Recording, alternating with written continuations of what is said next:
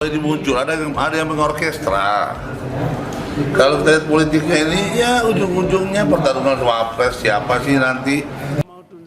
Menurut Ahmad Ali tidak perlu melempar batu sembunyi tangan, tidak sederhana menunjukkan ijazah kemudian dianggap selesai. Prinsip hukum siapa yang mengendalikan itu yang membuktikan. Ali menambahkan tidak ada urgensinya Jokowi itu memperlihatkan ijazahnya. Pernyataan Beni dianggap tiba-tiba muncul dan mengorkestrasi yang ujung-ujungnya soal pertarungan wapres.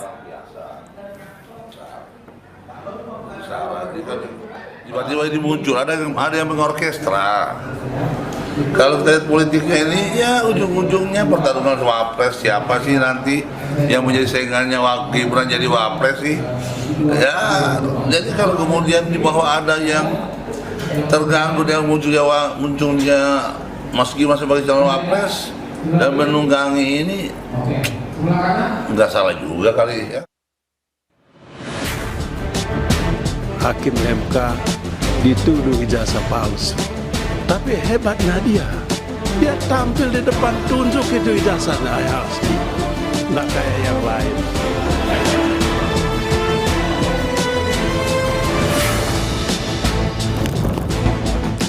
Pernyataan anggota Balik yang juga Wakil Ketua Umum Partai Demokrat Beni Kaharman tengah rapat Badan Legislasi DPR yang menyinggung soal ijazah palsu dimaknai menyinggung Jokowi dalam menghadapi kasus tudingan ijazah palsu oleh Roy Suryo CS.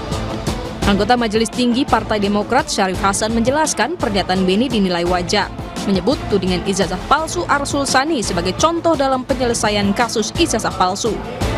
Syarif juga membantah pernyataan itu sebagai politik balas dendam terhadap sikap pemerintahan yang lalu kepada Partai Demokrat.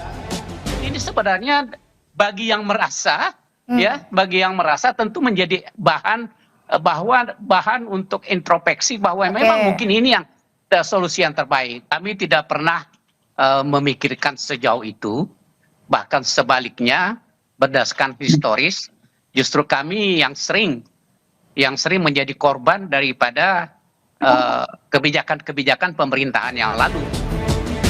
Projo menanggap sindiran terhadap Jokowi bermotif pemilu 2029. Mantan Wakil Ketua Umum Projo, Freddy Damanik menjelaskan narasi dan sindiran yang disampaikan kader Demokrat di publik sebagai upaya menjatuhkan citra Jokowi.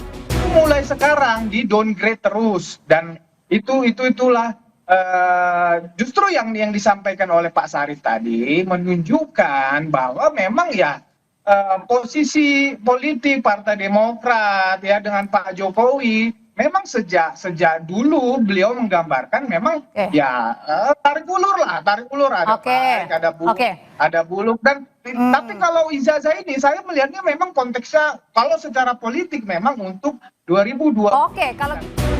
Analis politik Adi Prayitno memandang pernyataan Beni Kaharman soal isu ijazah palsu sah-sah saja. Namun ada efek samping bagi partai yang kadernya mengomentari isu yang tengah menjadi sorotan publik. Ada efek sampingnya ketika Pak Beni menyatakan itu ya para relawan politik seperti Projo ini menganggap ini jangan-jangan ini mau ikut campur, ikut terlibat atau ikut bagaimana memberikan komentar-komentar. Maka tadi Bung Freddy itu mengatakan jangan-jangan ini Bang Syarif, Partai Demokrat, Bang Beni berada di pihak mana nih? Kira-kira begitu, Audrey. Padahal bagi saya banyak sekali politisi yang bicara tentang kisruhan ijazah ini yang sebenarnya hanya ingin bagaimana persoalan itu selesai tuntas dan secepatnya. Polemik kasus ijazah Jokowi seakan tak berujung. Usai penetapan tersangka 8 orang dari kubu Roy Suryo CS, kini muncul kubu Bon Jovi yang masih berupaya menemukan bukti pendukung dugaan ijazah palsu Jokowi lewat sidang sengketa Komisi Informasi Pusat.